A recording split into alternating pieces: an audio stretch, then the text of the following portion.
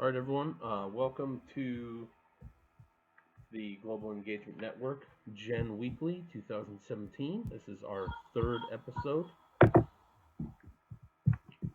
and this is a weekly broadcast for the Global Engagement Network Media Co-op. No scripts, no corporate influence, just real talk about issues, trends, stories, and headlines from the previous week.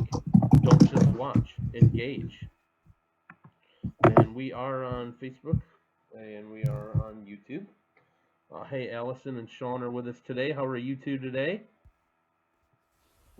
I'm doing good. Thanks for having me. Cool. Doing well, thanks. Awesome. Thanks thanks to both of you for being here. I'm going to go ahead and get started just by going over our agenda and making sure that we have everything in place for what we're going to talk about tonight. So, if you guys look here, it is still Independent Media Month, and we are going to have a conversation here at the end of the month, which we would love to have all of you join us.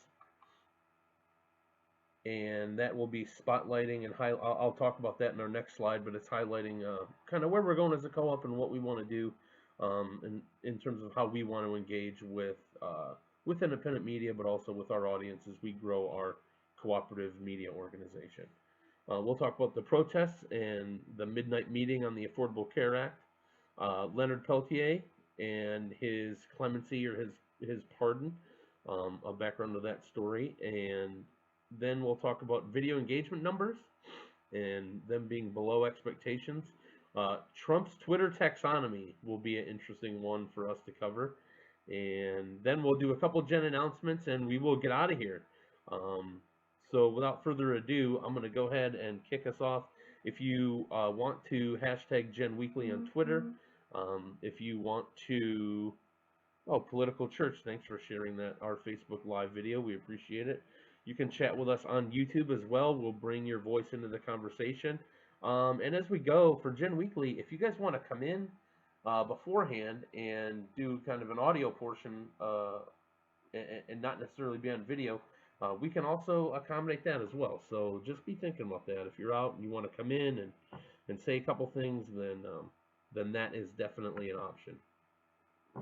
So for Gen Monthly, that's our monthly conference call that we're going to have.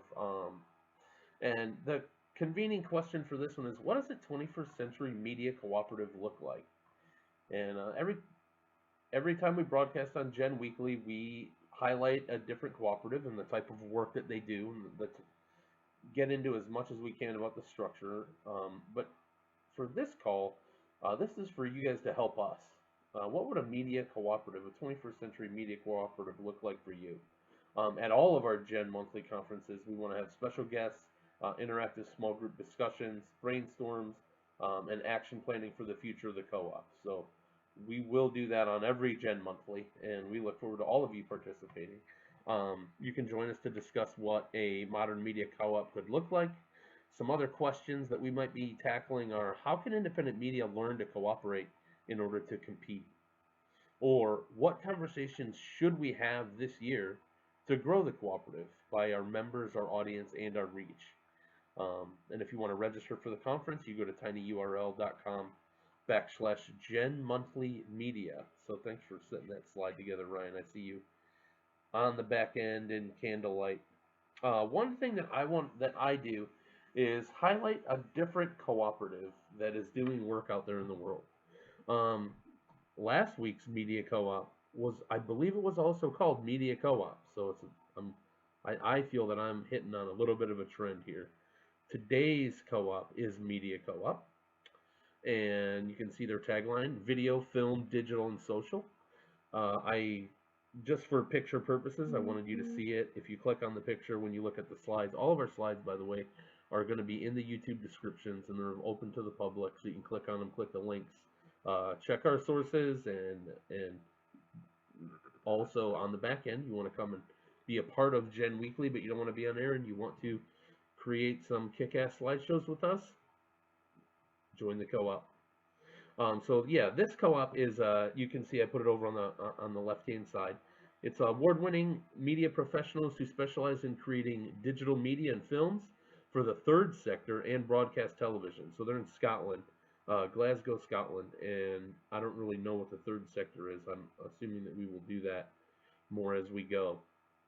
And they produce media strategies, short films and long ones, participatory projects with service users, and online campaigns powered by social media. So that's our media co-op intro. Allison or Sean, any reactions to this week's co-op? Well, like all co-ops, it's very poignant in today's media landscape, I think, and I mean, just overall, I think it's another angle into something that's very important to be covered. Digital media and films and all these things are ways that people, especially documentary films in the last couple of years, seem like they're getting a lot of traction. It could be just some of us being more prone to some kind of media, visual media outside of corporate controlled media. But then you look at HBO, and they're actually making some pretty interesting documentaries, or at least funding them, even though one could look at them and easily be like, that's just another corporation with certain ideals at stake. Sure, sure. It gives me, Allison, how about you? Allison's muted. She wasn't ready for me to Yeah. call on her. Yeah, I mean, I think it's exciting that they're compiling this information and you know sponsoring, or should I say, like, supporting local artists and producers of content into a site. I haven't researched a lot myself, but it looks really promising. It gives me hope that there are a couple media co-ops out there already, just in doing a little bit of research, getting ready for our show. Um, not and it lets me know that there are people out there that are already kind of doing what we're doing, but also people that we can reach out to, because in the cooperative community, you're supposed to cooperate, and so we can reach out to other cooperatives and market to them, work with them, and also show the work that they're doing as well. So if you're out there and you see one of these broadcasts and you say, "Oh, they are forming a media cooperative too," ours is on live broadcasting and micro content, so very, I would say, distinctly different from this co-op. Let's go to our next one, and that is the Affordable Care Act. Where are we? Who was going to kick this one off? Was this one Ryan? I believe this was Ryan's, so we could just cover it real, lightly and, do our best. Yeah, I think that's perfect. Who's we? Is that you or me? So the Sure. No, I'll go for it. Yeah, you go for it. I'll color. Okay. Well, commentary. Okay, the ACA, where are we? The measure to repeal the ACA has been passed by the Senate and the House, slipped into budget reconciliation, which means, they're not repealing the whole law, only parts that pertain to the government spending, and this will affect things like government mandate and fines, which work through the tax system. Ironically, this says some of these provisions actually bring money into the program, helping with the expense, and leave standing pieces like young people staying on parents' insurance and pre-existing conditions, which of course is in the hopes that they won't get too much backlash, I'd imagine, because they're already going to get some.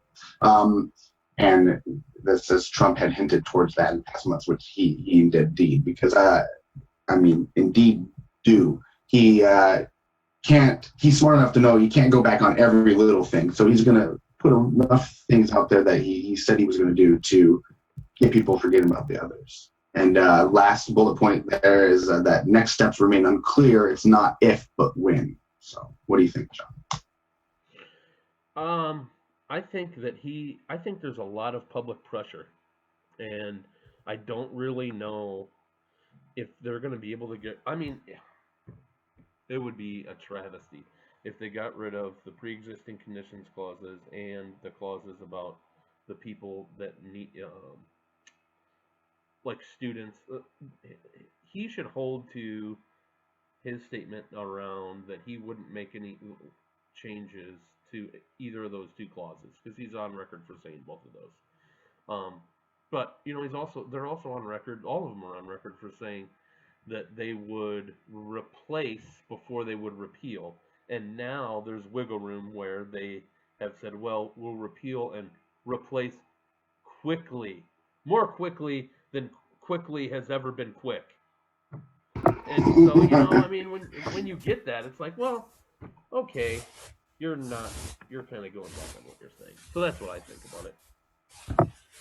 When he says replace, what's it going to be replaced with? A great the old, plan that taps into the free market and doesn't best allow plan you've ever heard. These huge premiums to be charged by these insurance companies that really, I mean, they just have our best interest at heart, and they're just trying to make it. They're just trying to make a dime. So when these insurance companies run up the rates and go by the Medicaid dollar and use, I think what people fail to understand is that the whole, you don't like to be mandated to have health coverage, but there are sick people, and people did still opt out, and they opted out, they paid the penalty, and they didn't have insurance. So the people's rates went up because they did cover all of those people with pre-existing conditions or that have serious health issues. Now, you're right, your rates went up a little bit. That I don't know that they'll seriously go down with any type of law change. Because once the rates are up, the insurance companies aren't going to be like, oh, the law changed, so yeah, your rates are going to, well, we'll see. We'll see. Have any of you guys been affected by this personally, or any of our viewers? I haven't personally, no. I think it's, it was great that the pre-existing condition thing and allowing more kids under the age of, 26, to be on their parents. I know someone who went from having no insurance to doing this under the Affordable Care Act, and it just became too expensive, so they opted out again. It's kind of a racket, I think, in the United States compared to most other countries. So, I don't know. I hope things get better. That's all I can say. It looks like there's going to be a rollback, with the Trump administration. It just seems like there's so many things that we could do. I mean, I don't know. I have different views on healthcare and insurance and whether or not it's a basic human right. Mm-hmm. Yeah, I guess it's hard for people to see outside of their immediate situation sometimes. And so you heard, like kind of just reiterating what we're saying, you heard lots of frustration with increases in rates and such, but they weren't really looking at the whole, the benefits that went to the whole, and thinking about how that further helps society, not through anything but having more money out into the system and more people being able to freely spend it on what they want without being labeled wasteful or welfare queens or all this other propaganda that they can be labeled with. Yeah, I mean, we have 300 million people that we have to provide insurance to. Some of them are going to be sick. Some of them are not going to be sick. Come on. You can figure out a way to do it. Someone who wants to figure out a way to do it, or at least wants to stop Trump from being able to repeal and replace, or the Republicans to repeal and replace Obamacare. Thousands rallied behind Obamacare this past weekend. There's just a couple pictures and a couple statements from what was going on for that weekend. And you can see there were crowds, showing significant crowds in Portland, Maine, Richmond, Virginia, Tampa, Florida, Boston, New York City. So great outpouring of support and it was still voted on at midnight and got taken away as far as next steps. So we'll see. It's an interesting topic. Now this next one, this is our rallying cry for someone who is deserving of a pardon, or at least a story that we believe needs more attention. And Allison put this story together, so I'm going to go ahead and let her kind of lead it off. This is the Leonard Peltier case, and if you're not familiar with it, please pay attention. There's some great stuff in here.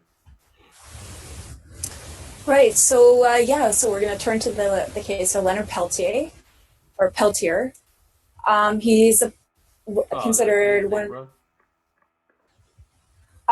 Honestly, I keep saying Peltier because I think that's It like the sounds French better. It's like pronunciation. Target. I feel important But saying it that way, but it's I perfectly think fine. I think I heard the man himself call it Peltier. Peltier. And please, audience, correct me in the right direction here, if you know. So bear with me here. He's a Native American activist and one of the better known political prisoners in the country. He's been involved in the American Indian movement. In 77, he was convicted and sentenced to 2 consecutive life terms of imprisonment for first-degree murder. There was a shooting and the killing of 2 FBI agents in a standoff in 1975 on the Pine Ridge Indian Reservation. So a little background information on Peltier. He was born in Grand Forks, North Dakota. He's the 11th of 13 kids. He's on his father's side, Chippewa and French, Turtle Mountain Chippewa and French descent. On his mother's side, Dakota Sioux and French, and also Chippewa. His parents divorced when he was 4. Then he went to live with his sister, with his grandparents on the Turtle Mountain Indian Reservation. In 1953, he was sent off to an Indian boarding school, which was, at the time, was a bit of a norm. It was run by the Bureau of Indian Affairs. After he finished with that school, he went to another one in South Dakota, dropped out in grade 9, and went to live with his father on Turtle Mountain Reservation. So on his experience in school, Peltier says that was a time of great hardship for him. The boarding school system was a legacy of, in Canada we call it the residential school system. I'm not sure if they call it the same in America. It's when children were taken from their families, Indian children were taken from their families, and sent to schools to sort of Christianize them, remove them from their culture, often called beating the Indian out of them to integrate them and sort of somehow morally or some other way cleanse the native population. For example, on his arrival to the school, Peltier was, with his classmates, he was thrown into showers and they had their hair cut off. They were covered in DDT. So in his early teens, Peltier became politicized. He wanted to improve conditions for his people.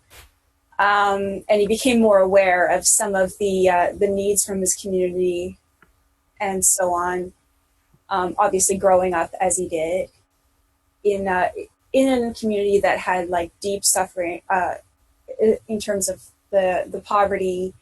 There was very poor housing conditions. Of course, these conditions predated and continue to this day on reservations. There was a lot of desperation. There was some alcoholism. There wasn't an infrastructure for improving conditions, either economic or through community means. And also, because of the legacy of colonial invasion, there's attempts to extinguish the strength of dignity and life itself in Indigenous communities. There's also a long history of government interference in Indigenous communities.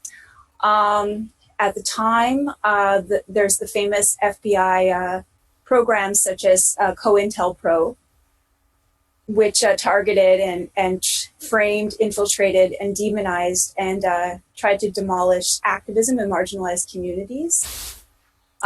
In Peltier's area, there was heavy policing and persecution of folks living there, and also no recourse through legitimized systems such as the justice system for crimes and abuses against Indigenous folks. Another issue faced by people living on First Nations land or Indigenous folks' lands are multinationals coming in to take the resources out, land theft, as we can see since the arrival of Europeans into the Americas. For example, we can see this continuing today with pipelines, the tar sands, and other resource extraction, displacement of people, land grabs. So often, poor folks and folks of color and Indigenous folks are the first in line to reap the destruction of the environmental destruction. So there was also, during the Eisenhower era, which is in the 50s, at the same kind of time that Peltier was a youngster in school, there was efforts to relocate Indigenous folks from the reservation and into urban areas in the cities. The idea ostensibly was to help people become integrated, part of a system, to benefit economically from it instead of being separated. Of course, in the first place, people were forced onto reservations. Now they want to take them away from them. However, because there was no actual support structure, things got worse for folks who were even more entrenched in poverty. There was widespread illness and alienation. Meanwhile, while whites and Indigenous folks were being pitted against each other as far as who land really belonged to, quietly multinationals were moving in and extracting resources and destroying the environment. For example, during this a relocation program under the Eisenhower regime, uranium mining contracts were issued by the government without permission and therefore illegally from communities. For example, in the Oglala Nation, a third of the land to strip mine for uranium, and some of the other companies that moved in the 70s alone were Westinghouse, Chevron, Exxon, and many more. Wow. So all of this kind of sets a backdrop for events that were to follow. Speaking about the American Indian movement, Peltier, he continued to be interested in what he could do to improve conditions for folks in his area, for his people. And while he was living in Seattle as a young man, he became involved in the AIM movement, American Indian movement. This is an anti-racist, it's a pro-civil rights Indigenous peoples group. It was formed in the first place to address American Indian sovereignty, treaty issues, spirituality, leadership, and at the same time address police harassment and brutalization and racism against Native Americans on reservations and in urban settings. So since then, they've been committed to improving conditions faced by Native peoples, and they've had several initiatives, including a radio programs, street medics, Indian Treaty Council, Earth School, and economic programs as well, job training programs. So to give a little bit more specific context to what ended up happening with Leonard Peltier getting arrested, in the 70s and before, of course, there was incidents of Indigenous folks getting murdered and the murderers not receiving sentences, or if they did, just like very, very minimal sentences, manslaughter, or not being charged at all. And so people were mobilized by this. They wanted to do something about the injustices. Members of AIM went to protest the sentences, in particular of two men. In one case, they went to protest the systemic law enforcement abuse. They went to meet with the prosecutor on the Pine Ridge. People from Pine Ridge went to meet with the prosecutor. They were met by police in riot gear. Only 4 folks were allowed to enter into the courthouse, and the talks that ensued were unsuccessful. That resulted in sit-ins and protests. Some property was damaged. Many folks were arrested. Many had sentences served to them, and many other were charged, although many of these charges are said to be falsified in order to discourage any kind of dissent and to vilify the resistors, including the mother of one of the murdered men. So this leads us to 1973, the Wounded Knee incident. So folks on Pine Ridge Reservation, they were upset with the governance in their area of a Richard Wilson. He was the chairman, also called the president of the Oglala Lakota Sioux of the Pine Ridge Reservation. He was known for various forms of brutality and corruption. He would give jobs to his family and his friends. He mishandled resources.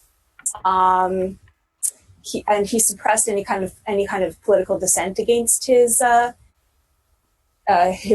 station, including he had his own private militia called the Guardians of the Oglala Nation, otherwise known as Goons. There was an effort to impeach him, which was unsuccessful. And many folks on the reservation at the time were unhappy, not only about this man and his injustices, but about longstanding poverty, failures of the federal government to live up to its treaty promises, and issues of sovereignty. Sovereignty within their nations. So at the time, about 300 folks from AIM and from the local community went to the hamlet of Wounded Knee. It ended up in a 71-day siege or standoff with the FBI. The FBI, which had a mandate to incorporate paramilitary force against activist indigenous communities. They cordoned off the area with the National Guard and U.S. Marshals.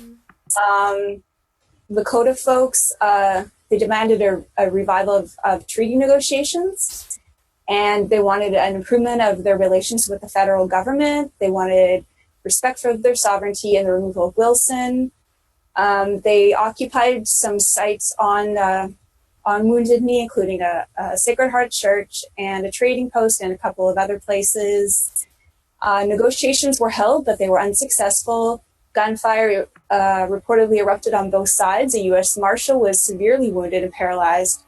And a Cherokee individual as well as a Lakota AIM member were shot and killed. And at that point, elders asked for the occupation to end, to be called off. This leads us to the Pine Ridge Reservation and what happened there with Peltier. So AIM members were active on Pine Ridge, even though Wilson continued to stay in office. And there was a reign of terror during this time where more than 300 political opponents of his died over a period of 3 years. During what's called the Pine Ridge Shootout, one man, an indigenous man, Joe Stunts, and 2 FBI agents were killed. At Jumping Bull Ranch, this is a place where Peltier and some other members from AIM and members from the community were setting up a camp. They had some teepees there. They had a sweat lodge there. They were working to have some initiatives so that people could have economic independence, create their own businesses, and various other support structures. So apparently the government was targeting this area, and which is what ended up happening was it was illegally surrounded by more than 100 FBI agents, U.S. Marshals, and military personnel. This was, and then the 3 AIM members, there was a shootout. There was some shooting, and it's a bit ambiguous as to what exactly happened. Mm-hmm. As far as my personal knowledge goes, 3 AIM members were indicted for the murders of the 2 FBI agents. One of them was Peltier. The other 2 ended up being acquitted, or should I say their charges were dropped, because they were acting in self-defense. For whatever reason, they stuck the charges to Peltier. He had gone to Canada after this had happened because he wanted to sort of have a little bit of leverage, saying like, if you try me, I want a fair trial. They set up a fraudulent affidavit to extradite him back to the U.S. And then during proceedings, part of the evidence they used against him was a planted shell casing from ammunition that was actually not used at the shootout. But things did not go well for him in court. There were witnesses which were coerced by the prosecution, and he was convicted then and is now serving 2 consecutive life sentences. The other man who was killed, the indigenous man, Joe Stunts, his murder was never even investigated. Both of the other people that were involved or looked at, like from what I read, their trial actually got thrown out because of some of the discrepancies in evidence that you're talking about. Is that right? Yeah. from what I read, because I went to the lady's page that did the story, or that did the movie. Yeah, the movie Warrior: The Life of Leonard Peltier. Yeah, it's a great film if you want to look into the story. Yeah, and it's available on YouTube too. That's right. So I didn't mean to cut you off, but the no. kind of like where we are now. Can you give us a little bit on kind of where we are right now? Absolutely. Where we are now is that almost every FBI witness since the trial has recanted. They said they were under undue duress to testify. The weapon he was accused of using, was not actually used. Since then, documents have been released through the Freedom of Information Act showing how the FBI so-called manufactured a case that wasn't rooted in forensic evidence. So where we're at now, Peltier is over 70. I believe he's 72. He's already served 41 years in a maximum security prison. All appeals and petitions for parole over the years have been rejected. While he's in jail, he's been active. He's written books. He's created art. And he's continued to rally on behalf of political imprisonment and conditions in Native communities. He has some serious health conditions. He's got an abdominal aortic aneurysm, and if it's not treated and not treated soon, it will kill him when it ruptures, which is impending. He's been refused medical treatment, and he himself has said, and this is agreed upon by most people who know the situation, is that if he's not given clemency from Obama, he'll die in prison. So as we know, and as we've seen lately, at the end of a president's tenure, they often grant clemency and commute charges for people in prison, as Obama has himself done recently with non-violent drug offenses. For many folks, they've had their sentences commuted, I guess you could say. Just today, we found out about Chelsea Manning. She's going to be able to get out of prison by May instead of serving 30 plus years or whatever the case was, which is wonderful. However, we haven't heard about Peltier. Peltier, he's got widespread support for his release from many human rights and internationally, including Amnesty International, and including a former FBI agent who was involved in his case, as well as a prosecutor who helped to prosecute him. They're calling for his release. But it doesn't end there. I mean, many activists and activist agencies, including, Nelson Mandela and the Commissioner for Human Rights at the United Nations, the parliaments of Europe, Belgium, Italy, and Desmond Tutu and Jesse Jackson, just to name a few.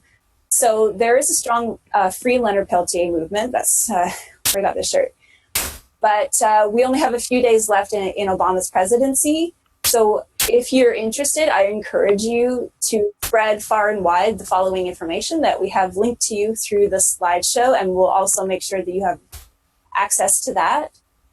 Where you can go, following these links, whoisleonardpeltier.info, you can go there to contact Obama and others. You can go to Amnesty International, USA.org, search for Free Leonard Peltier. There's an electronic letter you can send off from their site. And we're also linking here to several petitions that you can sign from the Who is Leonard Peltier site. And also information on contacting the U.S. pardon attorney. So if you're interested, I encourage you to check out these links and do everything you can, share it with all your friends and family. And let's make a real big push in the next few days. And I personally have got my fingers crossed, along with so many others, that Obama steps up and takes action on this case. If I were Obama, I'd take a swipe at the FBI, one last time on my way out for bludgeoning the Democrats' chances in the election. How about you, Sean? Well, I agree. I mean, as much as he's going to be able to do, and hopefully, we knock on wood, Trump doesn't, he has other, things in mind, and, he's not going to be that worried about these things. I tend to think that's true, but you never know. I mean, he could decide to make some sort of statement, whatever he would mean by it, by I don't know. I suppose I don't know how the laws work, but at least maybe redoing the law so it's more difficult. It's possibly one of those things where it's like, it's great when Obama's doing there's someone that he thinks on your side, but then all of a sudden the other side's doing it, and you never really considered that. So, but when it comes down to it, I mean, if these are all people so far, and he as well as someone that for all intents and purposes deserves to be acknowledged in that way, and therefore that's the first step in kind of trying to right those wrongs, I suppose. So yeah, I thought it was a fascinating case, Allison. Thank you so much for all your hard work in presenting it and giving us those links. Watch the movie about Leonard Peltier, research his story, and check the websites and the information on folks that are involved in this fight. And if you feel that it's a fight that you want to take on, then do everything that you can the next couple of days to call and write emails and get the word out on social media so that more people can hear about it and take action.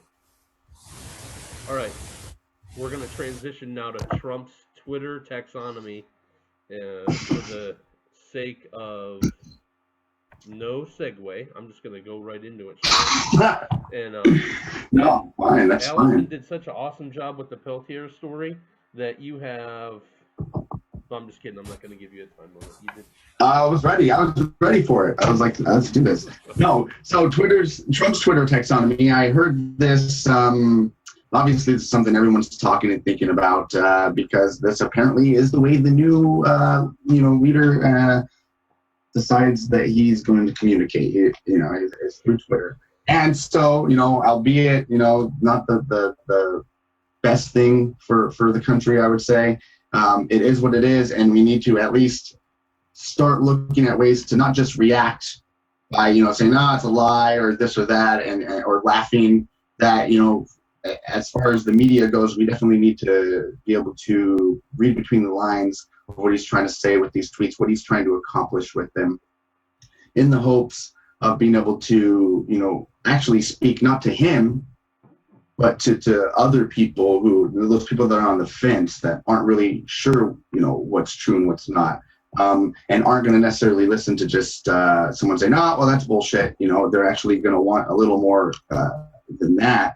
And the best way to start doing that, is to show what he's doing, and people don't like to feel like they're being manipulated. So as soon as you start uncovering that, and peeling those layers off of his tweets, I think it allows for more discussion and more open discussion about what's going on and what he's trying to do. So very briefly, his tweet types are, preemptive framing, which seems like it's really, a lot of his lying comes in the form of a preemptive framing, because he's just hoping people aren't really reading the news. And so therefore they're going on Twitter, they have a notification, or they're seeing everyone talking about something that he just tweeted, and dang, it's about something I didn't really know about, but he says it's true, and I'm all for him. I know he tells it like it is, so that's the narrative that I'm going to believe, and I'm not exposed to any real facts, any real sources, so that he's framing a topic. Diversion tweet is sort of different. Instead of just kind of changing the facts around and just telling people what they want to hear, he's actually changing the conversation.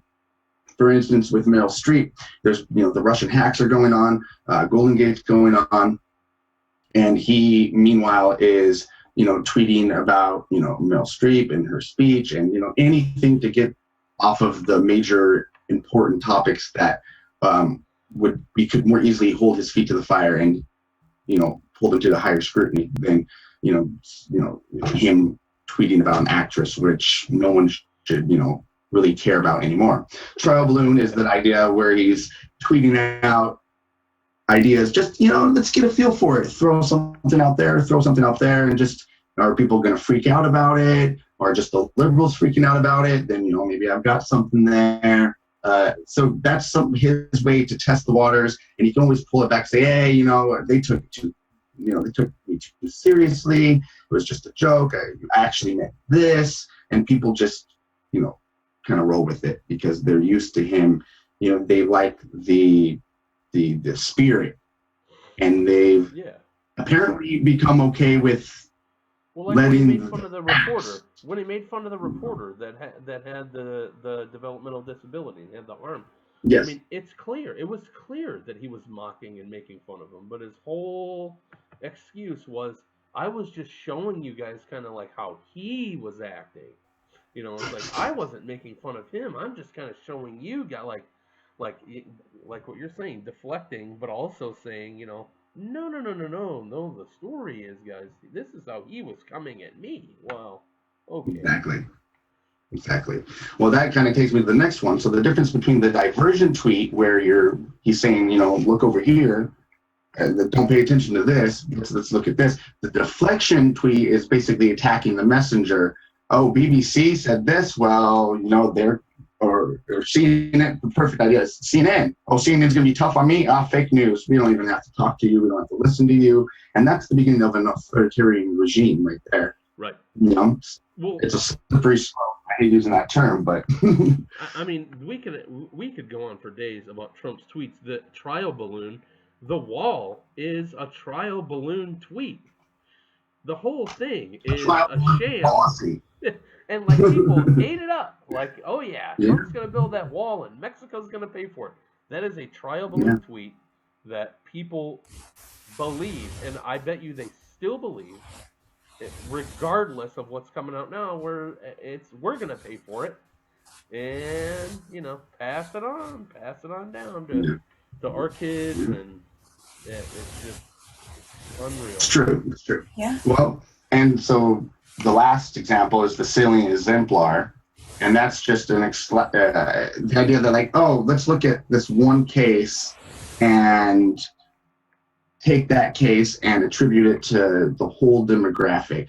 So, for instance, you could have seen the welfare queen that Reagan created was actually based off of a white woman who was part of some criminal ring, and she was really rigging the system. So you take one and you extrapolate it to the whole demographic, and you paint it with a color that everyone's that's on your side wants to see. So all of a sudden it becomes this image of a black woman taking advantage of the system, and you start being able to alienate your base from the idea of helping people through these means. Yeah. And so it's one, that's the idea. And you see this a lot. I see this a lot. Just, I hate to say it, just even, certain, extended family members and stuff like that. Just this idea that, well, I know this, I've seen this in my family, so therefore it must be the case. And it's really hard, it seems, for some people to really think about it in that, your case is just one of many, many different cases. Then if you show them stats, or if you show them a paper or something that kind of goes against what their traditional thinking is, or what they've always thought, or what they believe, they still don't believe even evidence. Right. And that's not every. I mean, that's across the political spectrum. That's like people, right? That's people in general. They believe what they want to believe, despite evidence to the contrary, all the time. It's true. So, yeah. Anyway. And by the way, I should have mentioned that this was from On the Media. So it was a podcast I heard about first, and it's an author and cognitive linguist, George Lakoff, who put out these ideas. What do you think about them, Allison? Yeah, I think that's a really interesting dissection there of his tweets. As far as I guess taking off on a little bit of a direction, it doesn't bother me that Trump uses his tweets so much. As a philosopher, I don't have a problem with it. I think that's actually kind of okay. I mean, using tweets to communicate with people. Mm-hmm. I mean, but yeah, I mean, he's an opportunist, and he'll use the medium to advance his agenda.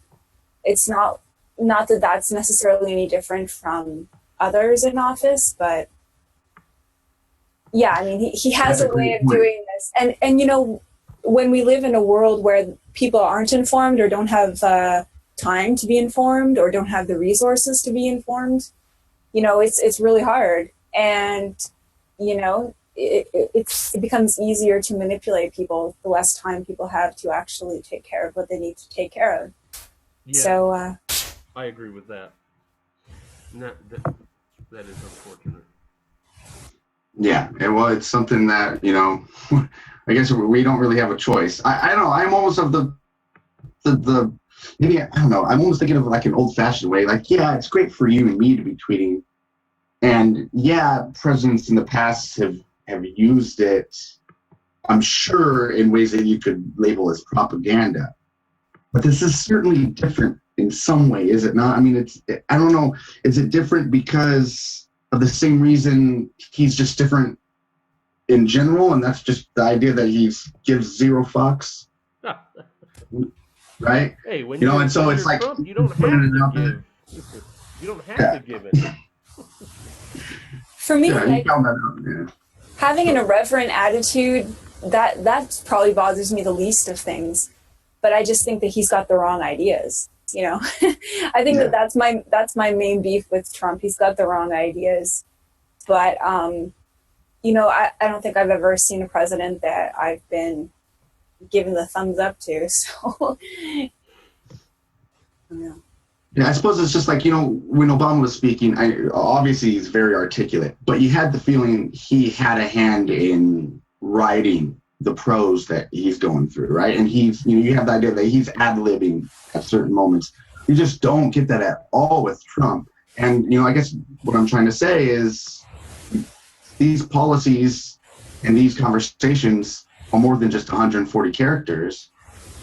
And that's what makes it so easy for him to not actually cover these topics, but do, like I've said in the past about like cable media or cable news on mainstream media, is you have these little segments, and so you're not allowed to dig deep. Well, this is even, you know, even a shorter segment. Instead of 8-minute segment, you've got 140 characters, and there's a lot of twisting and turning and doublespeak and all sorts of Orwellian crap that he can pull, and this is just, Absolutely. you know, a small sample of it. So Do you feel like, as opposed to Obama, you feel like Obama was speaking more ad lib, and Trump? Do you think Trump is being scripted by somebody else? no, though that's a good point. That's true. I guess what I mean is when he's speaking to the people, not through social media. Obama seems to definitely run his social media campaign pretty, you know, close to the what is the term, the cuff. He probably had some people that posted for him, but obviously he was, you know, a smart, you know, he wasn't going to make any bad tweets that he wasn't sure how people were going to react.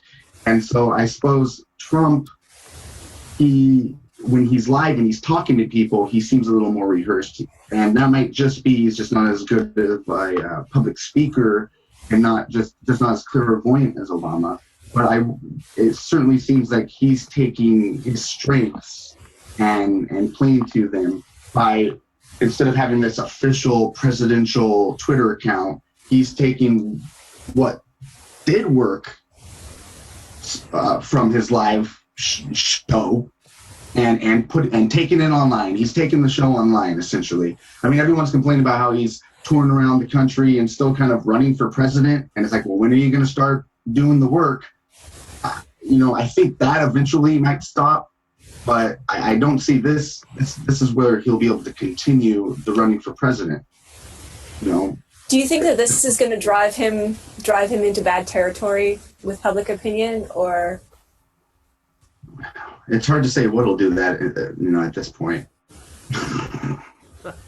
I mean, more than he already has. So yeah, I guess we'll have to, you know, we're all going to just wait and see.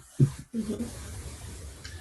All right. Well, that actually brings me to the next topic that I wrote into this episode, and that was the authority report put out by Parsley and the Pointer.org. And this was something that was just very interesting because obviously we're a video medium at this point. We do other things, but we really love this and have the idea that, engaging through live streams and other, online digital media is the future of being able to connect with people. And it's interesting to look at some of these stats that say that maybe people are reverting back to reading long form, and the questions arise in my head as to what the cause of that might be. Slide 11 goes a little bit into what they saw were the common topics for each post format, which additionally is interesting because we're covering news, and lots of new online media and independent news media online are really great sources for voices that aren't looking out for financial interests. But if you look at the video posts and what the common topics are, you see funny videos, music videos, entertainment, animals, viral. So you're not seeing the business, and Donald Trump is one of the top long form, which you can I would obviously affiliate with politics more or less.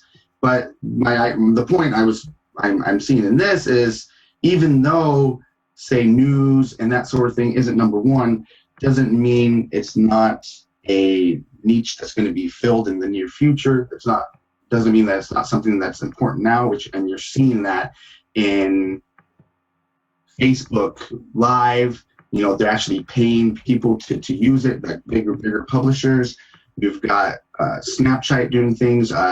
Instagram just launched a live video. So there's definitely interest in this. But they were pointing out in this that advertisers are actually more interested in it than it seems the viewers are. Take a look, you can see on this, actually, the right-hand slide, the darker portion shows average engaged time performance for different post formats. Obviously, you can see all the way to the right, you've got a huge conglomerate for long form posts. People actually sitting down and reading something that's well researched, which is great to hear from a journalism angle. It used to be that and I'm still worried that the BuzzFeed and the top 10 listicle sort of articles are so clickbaity and so hard to resist. But this is kind of at least somewhat showing a different trend. And so if we look at slide 10, this is just a real quick thing about some of the reasons and causes about it, and that's things like autoplay, and so maybe there aren't people around to engage, and loading times, people aren't interested in it, and other things. I certainly think that a lot of it has to do with just me. I actually prefer podcasts because I've got lots of stuff to do. So I love being able to listen to the audio. I listen to audio of lots of stuff that's video oriented as their main medium. For instance, like TYT and the Tim Black Show. These are all things that you can get the audio down of, and you listen to it that way. Democracy Now! And on the media. So there's all sorts of great places that you can go on media's audio anyways. But my point being that people are finding different ways to consume content, and this is showing that there's at least a trend from 2014 to 2016 of tending to read longer posts and not engaging as much with video. And so, that definitely is interesting to talk about and think of when it comes to people posting here on YouTube and Facebook Live, and where exactly this will lead advertisers. Will they see this trend and stop investing so much in it, or are they thinking they see something that the viewers haven't caught on to yet? Which is what we would hope as a growing media entity that's trying to, go that route. And what I like about it, right? What I like about it is obviously it's having its issues. Like our system is having its issues right now. So you guys don't know this, Allison and Sean, but for example, I'm not able to switch scenes anymore within the streaming software. We're live, right? And the camera's froze for about 5 minutes, but they can still hear us. But now I can't switch to scenes, like I can't do the ending scene and that's exactly what they're talking about, is that the technology just isn't there yet. So As soon as the technology's there, then it'll be different. But here's the problem: doing this allows companies and cooperatives like ours and people to have an even playing field when it comes to getting information out there and sharing with each other and collaborating and getting the news. So, we've had some great stories tonight. Like at Home Activism, who was in there, he appreciated, or she, I'm not sure if I know. Their name's At Home Activism, so I think it's gender ambiguous. But she'll tell us now, or he'll tell us now. But they were going in about how to pronounce Peltier's name, but they also said, I appreciate the reminder of the case. So it's like, if it doesn't get major media attention, it's like no one knows about it. And sometimes, even if it gets major media attention, people still don't know about it. They can't answer simple questions around who the president is, who the vice president is, what are the three branches of government. So because they're talking about the latest Trump tweet, right? Yeah.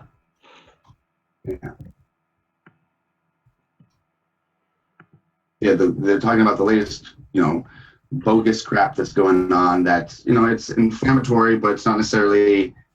And half the stuff, you could boil down to, when you really think about it, this is, but again, 140 characters, 8-minute news segment on, a corporately controlled media entity. You're just not going to get into these policy issues, especially if the interviewer and the interviewee